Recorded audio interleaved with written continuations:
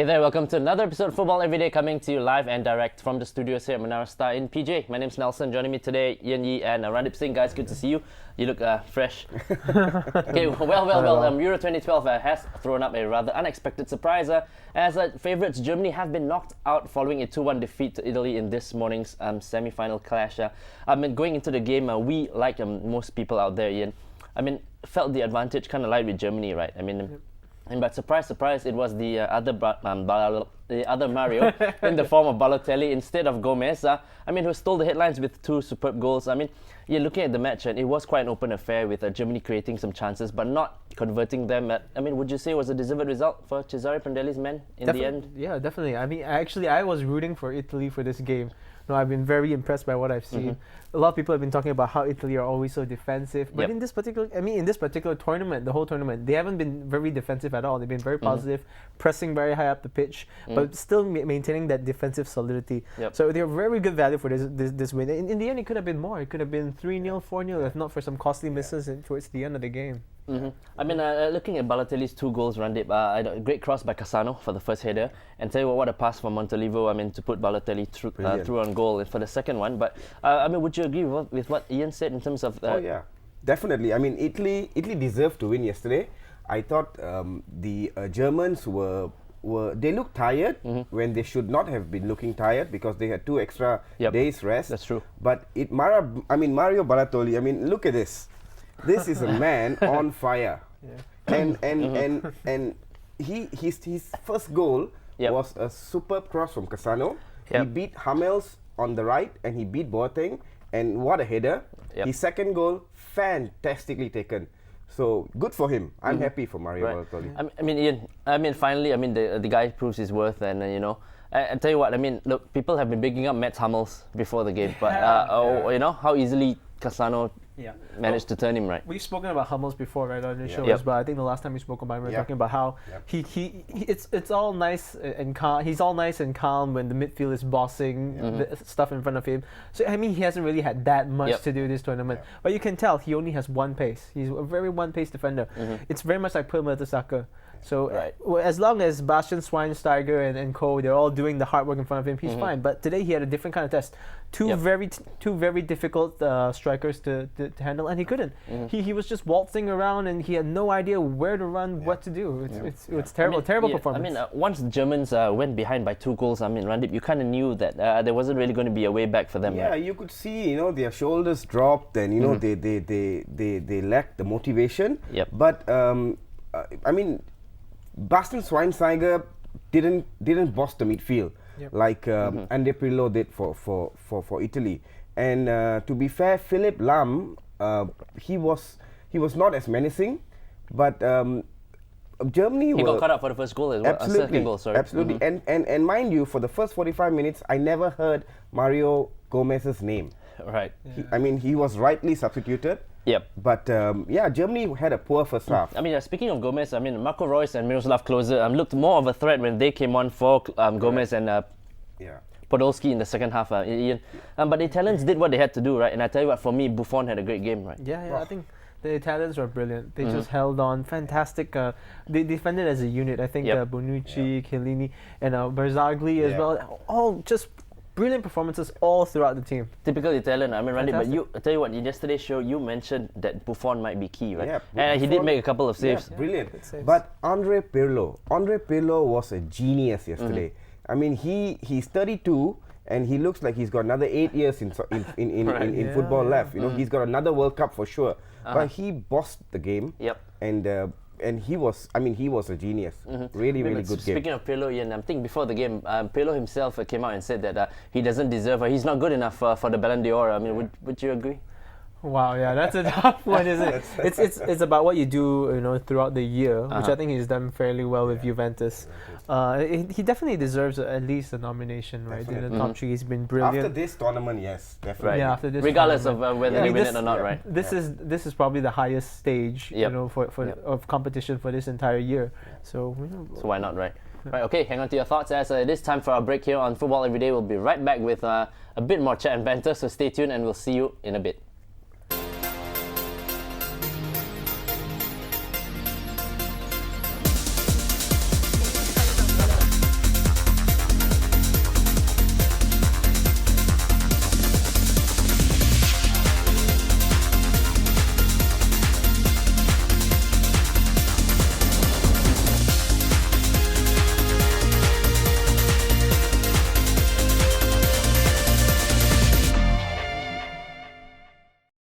welcome back to Football Everyday here in the second and final segment of today's episode. Okay, guys, just to finish up a bit on this morning's results. Balotelli has called it the best night of his life, and after all the scrutiny and criticism he's been through, you'd have to agree that he deserves it after that performance, right, Ian?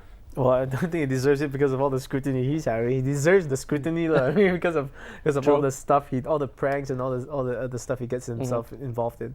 But yeah, we've always known he's a huge talent. I think if he had his head screwed on in the right place, he's way up there with Ronaldo and and Messi. He could be that good. I see a lot of similarities between him and Ronaldo in terms of there are times it's just a combination of physicality and talent and skill that makes him almost unplayable. So he can get there. So maybe this is the first step in the right direction. He finally understands how this was an important night. This was a big night. So hopefully he gets his act together. Right. But Randeep, Balotelli has said that he doesn't care whether he plays well or not in the final. As long as Italy win the tournament. But how would you rate Cesare Prandelli's team's chances against the Spanish? Who we know they held to a 1-1 draw in the opening game in the group stages, right? In the group stage, Italy took the game to Spain, and Italy were overall the better team in my eyes, but the final is different. It's going to be a very cagey affair, and I think based on Andre Pirlo's performance yesterday, Del Bosque, the Spanish coach, is going to play no striker. Again, I think he won't play a striker based on Pirlo's performance yesterday. He'll pack the midfield. Fabregas is there, because Andre Pirlo, if they don't stop him, Spain are they're in trouble. But having said that, the Spanish like a team who play football, and who put the ball on the ground and pass the ball around. So I hope it's going to be a good final for all our sakes. Right. But Ian, the Germans, jinx against the Italians, we know continues. And while, as Randeep said, the final of Euro 2012, is going to be contested between Spain and Italy. So I was going to come to that.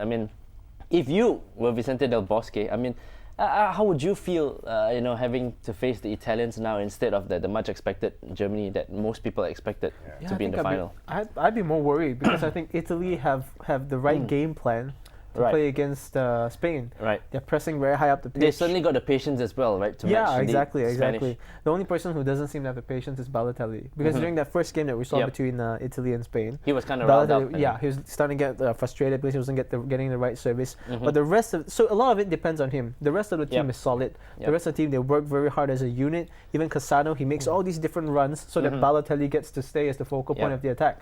So it's very important that Balotelli shows up.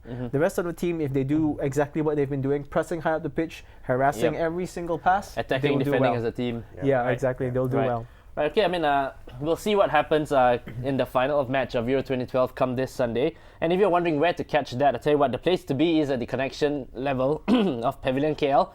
Excuse me, where the Star Pavilion Football Everyday Final Bash 2012 will be happening. I'll tell you what, aside from the game, right, just bring along any 2 different copies of the Star Street Edition. Any 2 different copies. And, if you also flash a receipt from any outlet at the connection area at the Star booth, you'll be entitled to take part in a special lucky draw and stand a chance to win prizes from Adidas, Carlsberg goodie bags, Carlsberg fan packs, as well as a Samsung home theater system, thanks to Senq. Alright guys, we've still got a bit more time. So a quick word on the Dutch, where the agent of former Barcelona coach Frank Rijkaard has moved to distance Rijkaard away from the vacancy, following Bert van Marwijk's resignation. So perhaps you think the Dutch job is becoming something like the England job? It's going to be tough. Whoever comes in, they've got a fantastic team, as I said yesterday. They've got a fantastic team, but gelling the team together, it's going to be, there's a lot of egos in the Dutch team, and this debacle for Holland, right? It's going to hurt them a lot. So it'll take a while for them to bounce back. But isn't it? It's a bit not surprising or weird, but you think it's a bit demoralizing. The likes of Ronald Koeman, Louis van Gaal, and Frank Rijkaard. These are former greats, right? Who kind of don't want to be linked with the position, Ian. Yeah, that's kind of weird, right? You would think that for the national side, these are players who performed well for it. But after that, I think the Dutch have their pride as well. If you look at the team, this isn't a team that is going anywhere really quickly. You know, players like Robin seem to, you know, he's with the injuries he's had throughout his career, and Van Persie as well. They're not going to be players that are going to be playing into their peak in their 30s, you know. So when the next tournament comes along, a lot of these players are going to be kind of like over the hill a bit, you know, and even Wesley Sneijder. So what kind of coach you want to take over a team that doesn't seem to be going anywhere, especially for a nation as proud as the Dutch? You know, you can't afford to fail. Right. Okay. I mean, and in some transfer news, Barcelona have apparently signed Spanish left back Jordi Alba from rivals Valencia. Astute signing, you think, Randeep? Fantastic. I think he's one of the players of the tournament so far. He's been, I mean, against Portugal, I thought he was the best player. And I mean, Valencia's loss is Barcelona's gain. Right. And for 13 million pounds. Yeah, I mean, 24-year-old. And I think he was linked with Man United at one time, right? He wanted to cover for Evra. So goodbye for Barcelona. Yeah, definitely, especially for Barcelona. I think he probably would have fit in with Barcelona more than United, because United, you have to deal with some of the aerial threats as well. Alba isn't the best at that. But for Barcelona in particular, they always play with that system where the fullbacks get forward, because they control everything so much in the middle of the pitch. It's the wide areas where they can cut in and get some thrust. So for Dani Alves does it great on the right, but they haven't found somebody to do it on the left. Now they got Alba. Wow, what a team! Right. So when we're all looking forward to some good club football, right? Once the Euro is over again. Okay, thanks a lot for your thoughts, guys. That is about all the time we have on today's episode of Football Everyday. Do enjoy your football, and if you want to drop us a line, send it to us at football@thestar.com.my as usual. Till we see you same time, same place tomorrow. It's bye from us on Football Everyday.